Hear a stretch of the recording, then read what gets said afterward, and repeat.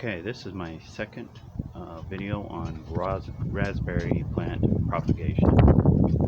Just so you know, propagation by cuttings or by root split-offs are one of the fastest way and easiest to multiply how many garden plants you have.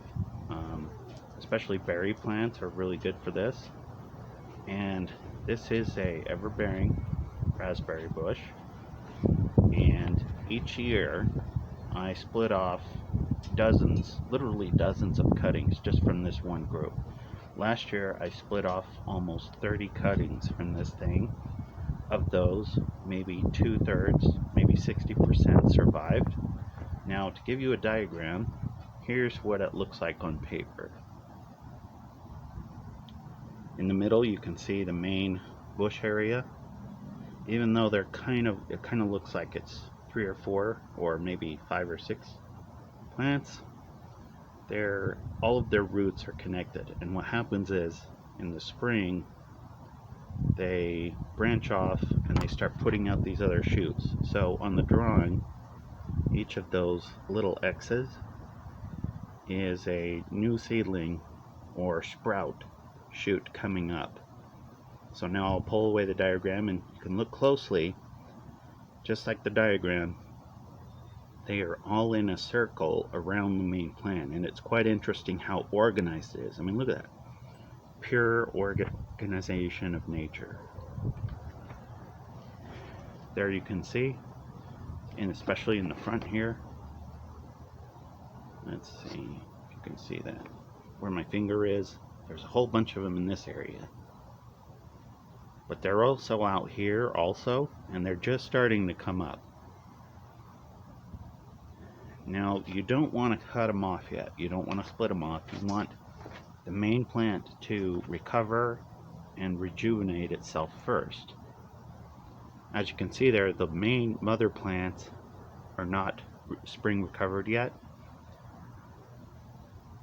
But if I hadn't done the video now, you would have lost time. By learning about this early, you can start your vegetable plants and your gardening early, and you can watch for this on your own plants to figure out when to start organizing how many cuttings you can do. Now, you don't want to do this real early. These are too small to cut them off yet or to split them off. You want both the mother plants and the sproutlings to be healthy enough and strong enough to make it before you do so. This means you got to have a good root system. You also want foliage on the tops, and you want some good, strong, durable. You want some durable stems on the sprouts also. If the stems are too slim on the sproutlings, the survival rate will drop. But you can literally split off dozens off of this group, and then you separate the root systems, you put them somewhere else and transplant it. The transplant phase is particularly critical, that you want to baby and kind of watch really carefully. During the transplant phase, you're going to want to make sure you have strong watering for that whole week, because the transplants will fail if they dry out. And that's pretty much it. I'll post more on this later. Thanks. Okay, so basically when I was filming earlier, I got interrupted because the neighbor came out and I didn't really want to film in front of them. So whatever, I like my privacy, that's fine. But more on the root cutting propagation. I've done root propagation on all kinds of vegetable plants. I've tried many different kinds. I've done cutting propagation. I've done sprouting from seeds. I've done a lot of sprouting from seeds. And I've also done root cutting propagation, where you separate the roots of cuttings from, like, a raspberry plant or a berry plant. You can't do root propagation off of everything, but it does work very well for certain kinds of plants. You can use it for orchard trees where you separate the shoots, like they call them root suckers for orchard trees, like fruit trees, specifically apple trees do it. So do plum trees. Other varieties also do it. And you can also do it with berry plants. Rooting propagation is something you should study and get into because it's the easiest and fastest way to multiply your production plants for food. The failure rates of um, cutting propagation, which is different than root propagation. Cutting propagation has a really high failure rate. Even if you know what you're doing, you're going to lose quite a few. So if I was doing like cutting propagation for tomatoes, I would cut off various, stems or branches, and I'd put them in a glass jar with water, and then I would try and keep them clean enough to survive enough to sprout roots on those stems and then transplant them. Well, you're going to lose a lot of cuttings that way.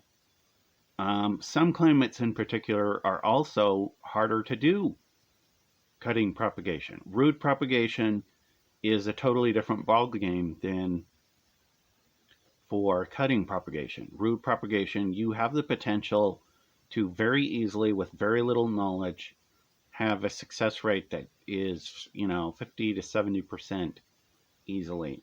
I wouldn't expect that you're going to get everything to survive. It's not normal to have a 100% survival rate. Nobody has a 100% survival rate on propagation. Even if someone said they had 90% or higher, I wouldn't believe them because it's just part of the nature of the beast. It's also part of your climate. Your climate and the soil fertility play into it. So does the drainage of the soil. But anyway, what you want to do for root propagation, take your time, let the plants get a little bit stronger, let the spring come in, and look up techniques in the meantime. Once the plants are big enough to try it, then you can do it. And how I would do it, I would go out there and I would wet the ground, get the ground kind of wet so that you can disturb the soil easier. That'll make do two things. It'll let you cut into the soil with less effort. You won't spend as much energy trying to dig down to the root system, and it'll also make it so you can use smaller tools. You want to use small tools to separate the cuttings from the main plant, because if you use a big old shovel, it'll be much more stressful on the plant.